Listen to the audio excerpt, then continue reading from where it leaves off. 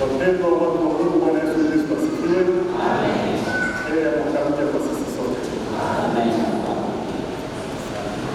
Mwakaribisheni wote katika ibada ya takatifu, siku ya Bwana ya pili baada ya kuzaliwa kwa Yesu Kristo, na siku ya Bwana ya kwanza baada ya kuingia mwaka mpya wa 2026, ibada ambayo na wapendwa wa Mungu, ikiwa ni pamoja na kuingiza kazini watumishi wa Mungu, wazee wa usharika, wateteri, pamoja na viongozi wengine wa kamati na vikundi, na kuwastaafisha kwa heshima wazee wa usharika pamoja na wateteri.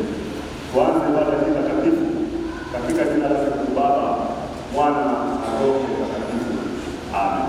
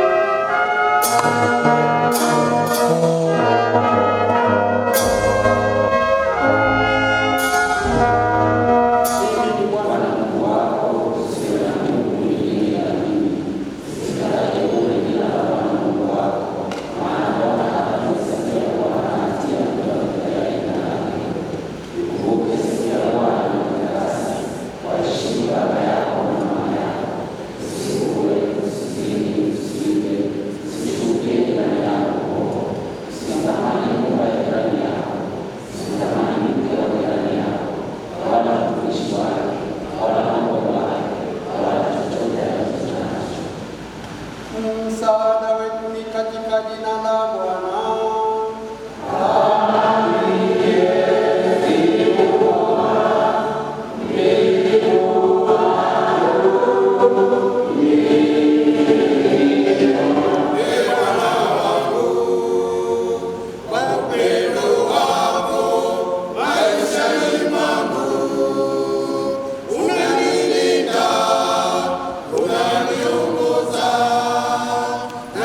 Asante.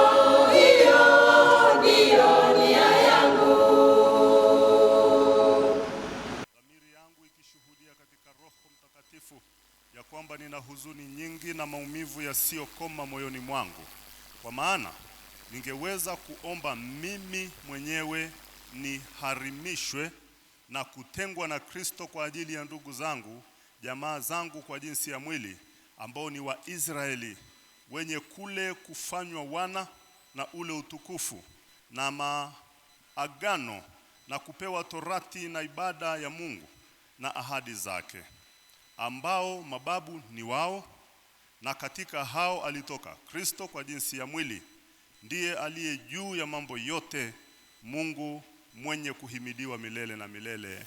Amen. Tukae.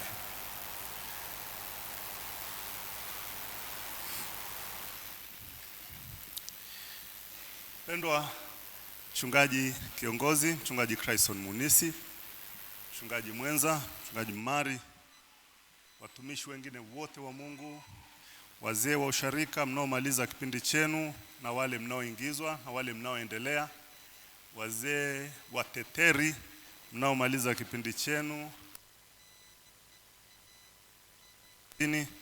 washarika wote wa Kingereka, ndugu zetu wote ambao mmeabudu pamoja nasi kwa ajili ya siku hii maalumu, na wasalimuni nyote katika jina la Bwana na Mwokozi wetu Yesu Kristo. Bwana Yesu asifiwe. Heri ya mwaka mpya. Nichukue nafasi hii kumshukuru Mungu kwa ajili ya siku hii njema, na kipekee pia kuleta salamu nyingi sana za jimbo kwa sisi wote tulio hapa siku ya leo, lakini kipekee kwa ninyi washarika wote wa usharika huu wa Kingereka, salamu za pongezi ya kuchaguliwa tena kuingia mwaka huu mpya wa 20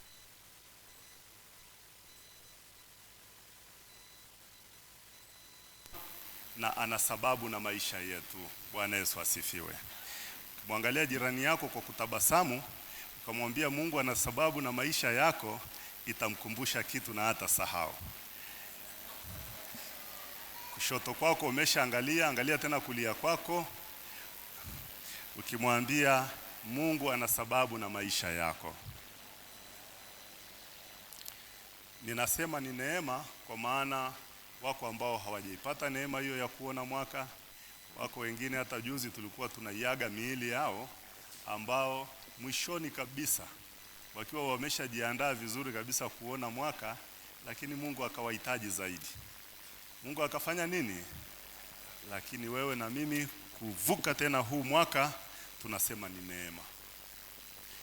Jambo la pili ni kuweka wito kwa kila mmoja wetu, na wito wangu ni kutoka kile kitabu cha Nyakati wa kwanza mlango wa 16 mstari wa 11.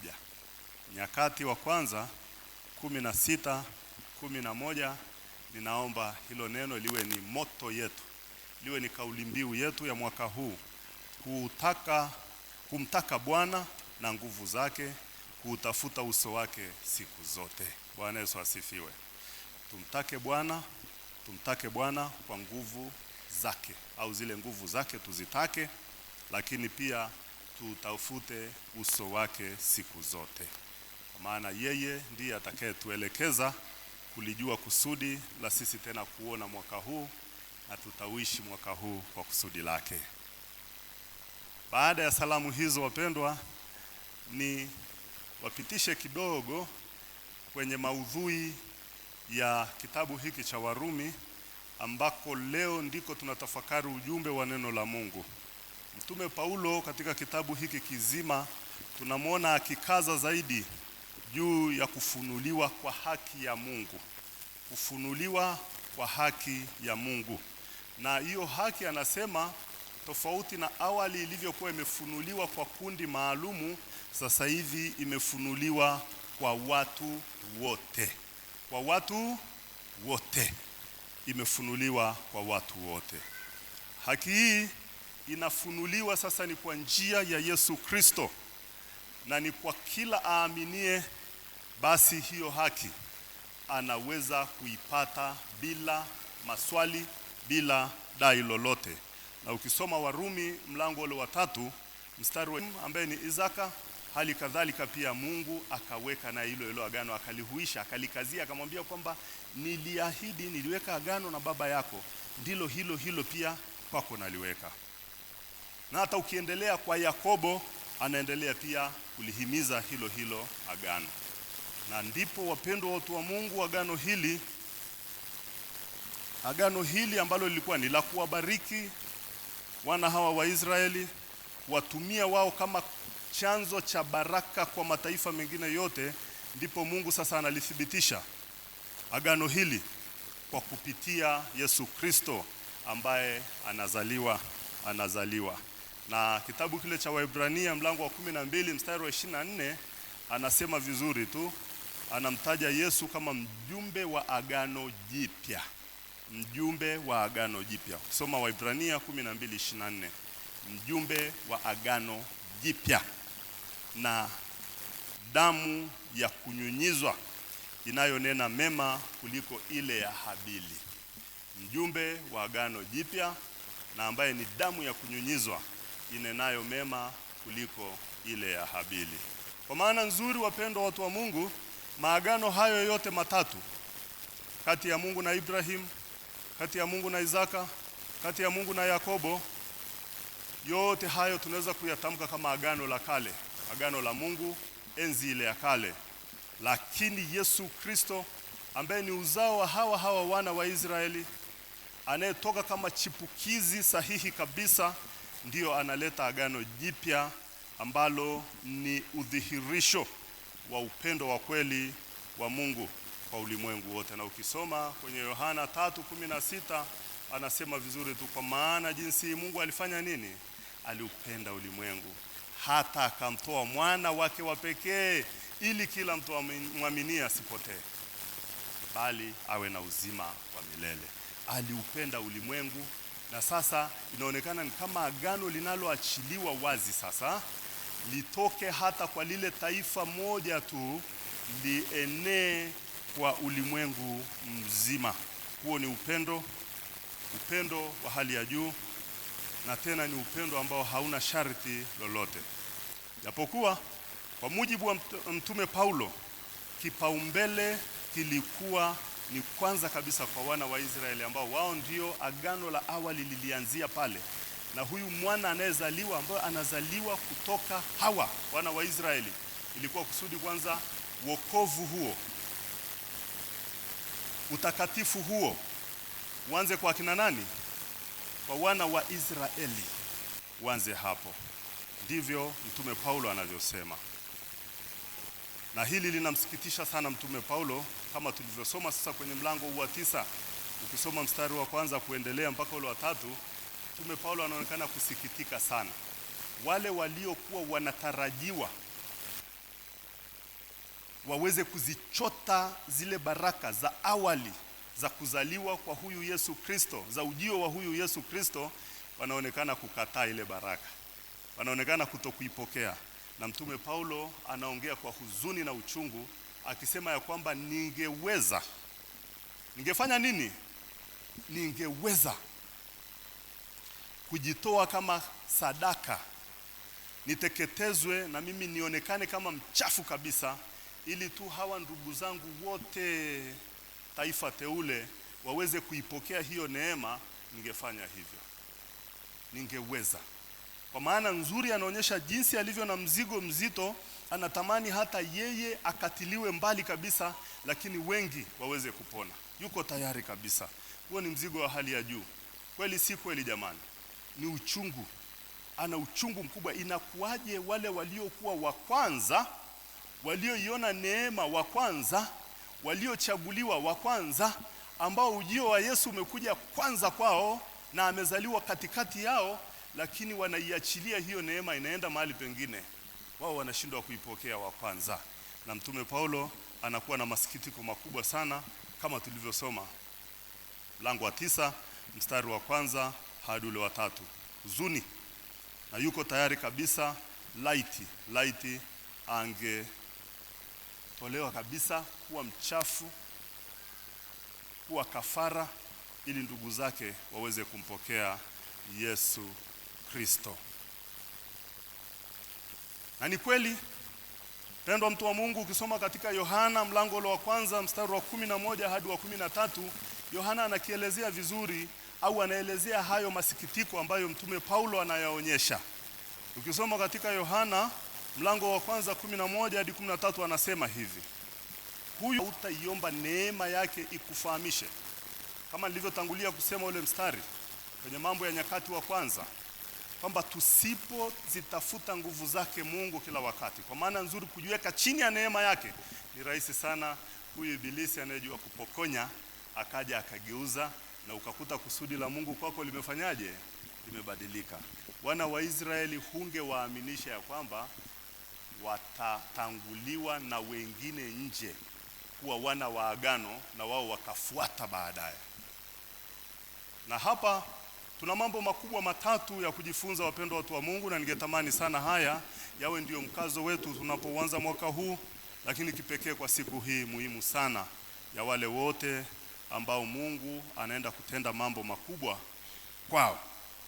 Jambo la kwanza ni mzigo wa huduma. Sema mzigo wa huduma.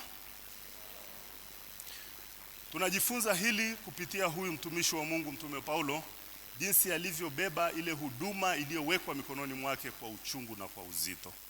Mtume Paulo, haya maneno ni maneno mazito aliyotangulia nayo, akisema ya kwamba niko tayari hata nikatiliwe nje, ili walio wengi ndugu zangu waingie wapi? Kwenye ufalme. Niko tayari nikatiliwe nje. Najua ni sadaka ya pekee sana Ni sadaka ya pekee, sio rahisi sana kufikiria. Yaani mimi nife milele, nipotelee kabisa kuzimu, ili tu ndugu zangu wote waweze kuingia ufalme wa mbinguni. Ni nani kati yetu anaweza akabeba mzigo kiasi hicho? Hilo neno la kujiuliza, jinsi gani nimebeba huduma Mungu aliyoiweka kwenye maisha yangu kwa uzito na kwa uchungu wa hali ya juu. Mimi mchungaji, je, niko tayari kutolewa kafara, kutolewa sadaka, ili kondoo za Kristo hizi hapa ziweze kuingia mbinguni? Mimi mzee wa usharika ambaye nimepewa lile kundi na Mungu niweze kulichunga, kama Matendo ya Mitume yanavyosema, chungeni kundi hilo.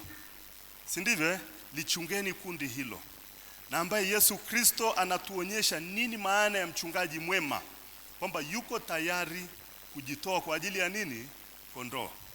Je, wewe mzee wa usharika uko tayari uumie, uteseke? Sio hata tu upoteze ufalme wa mbinguni, lakini hata tu uumie, uteseke kwa ajili ya lile kundi ambalo Mungu ameliweka mikononi mwako? Hilo ni jambo kubwa Mungu alilotupa siku ya leo la kufikiria. Bwana Yesu asifiwe. Lakini sio hapo tu, tusiishie hapo. Hata we mzazi uliopewa wale watoto pale nyumbani, najua wewe pia ni mchungaji wa lile kundi uko tayari kuteseka, kuumia, ili tu wale watoto wakauone ufalme wa mbinguni? Sio wawe na pesa, sio wasome sana, sio wafanikiwe sana kwenye maisha ya dunia hii, lakini wakaufikie ufalme wa mbinguni. Hilo mtume Paulo analiweka kama fundisho kwetu siku ya leo. Tuwe tayari kujitoa kwa ajili ya lile kundi lolote ambalo Mungu ametupa kulielekeza kumuona Kristo. Niwe tayari hata kuteseka na kuumia, ili walio wengi wamjue Kristo. Niwe tayari kujihangaisha na kujisumbua, ili walio wengi waweze kumjua Kristo.